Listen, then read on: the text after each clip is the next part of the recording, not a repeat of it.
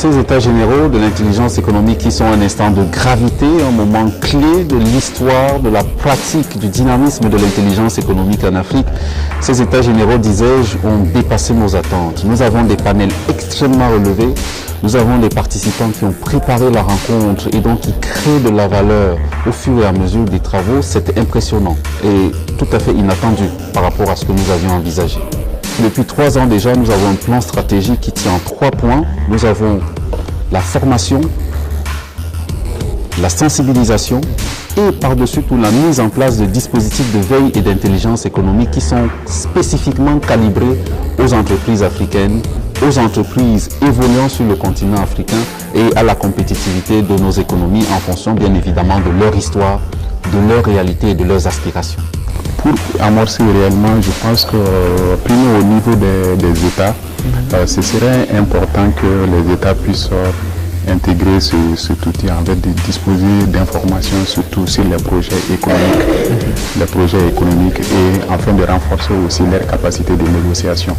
Parce qu'aujourd'hui on se rend compte que le monde est divers, on ne peut pas ignorer l'influence des nouveaux groupes qui viennent, c'est de mettre en place des structures au niveau des États et des entreprises, surtout pour une formation des ressources humaines, détecter les métiers d'avenir, procéder au renforcement des capacités à même de faire face réellement à ce nouveau défi.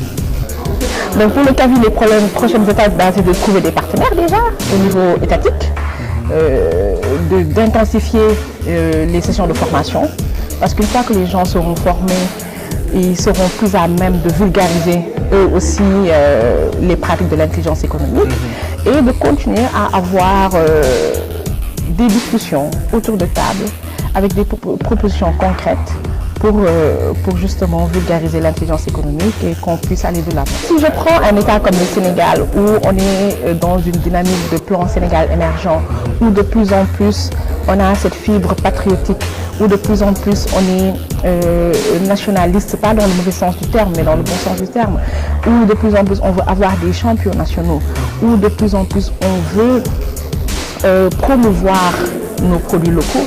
Je pense que l'intelligence économique aiderait ces entreprises-là à avoir plus de compétitivité. On a participé à des débats très riches, on a posé des jalons et je pense qu'il y a une très grande conscientisation, aussi bien des représentants des États que des représentants du secteur privé, sur l'urgence pour l'Afrique en général de maîtriser les outils de l'intelligence économique.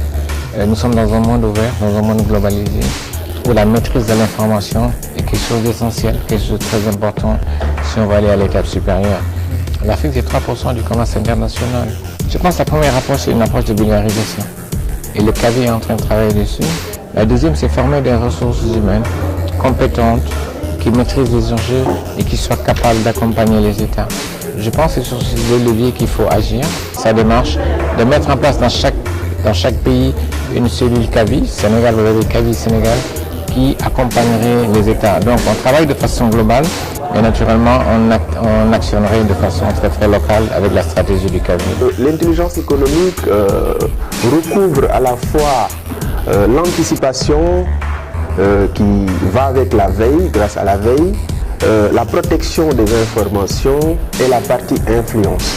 Je pense qu'en ce moment, beaucoup d'États, beaucoup d'entreprises, surtout dans le privé, font la collecte d'informations, mais qui ne se nomment pas intelligence économique. Ce n'est pas bien structuré, les informations ne sont pas bien recueillies et je pense qu'il faudra une démarche cohérente, progressive de collecte, d'analyse, de traitement, données utiles à la prise de décision.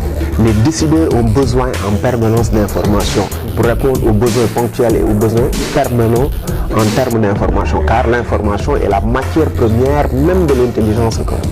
Les États généraux, c'est, comme leur nom l'indique, c'est une manifestation qui, aujourd'hui, va donner une impulsion sur les grandes lignes directrices de la dynamique de l'intelligence économique en Afrique. Quand je dis grande ligne directrice, c'est-à-dire les orientations stratégiques que CAVI devrait mettre en œuvre dans les prochains mois ou dans les prochaines années. Donc ce n'est pas un colloque annuel qui serait récurrent, mais c'est plutôt une phase, la phase d'impulsion de ces orientations stratégiques de l'intelligence économique à l'africaine, afin que les pouvoirs publics déclinent toutes les actions à mettre en œuvre pour le compte des entreprises et pour le compte des différents organismes qui ont la charge de développer l'entrepreneuriat et autres activités économiques. Je pense que la prochaine étape, c'est une étape cruciale parce que c'est une étape qui va mettre en lien le CAVI en particulier avec les pouvoirs publics dans les différents pays. Mais écoutez, je suis ravi de la collaboration de Financial Afrique qui dure maintenant depuis plusieurs années, d'être là à nos côtés dans ces grands moments où nous devons décider de l'avenir de notre continent.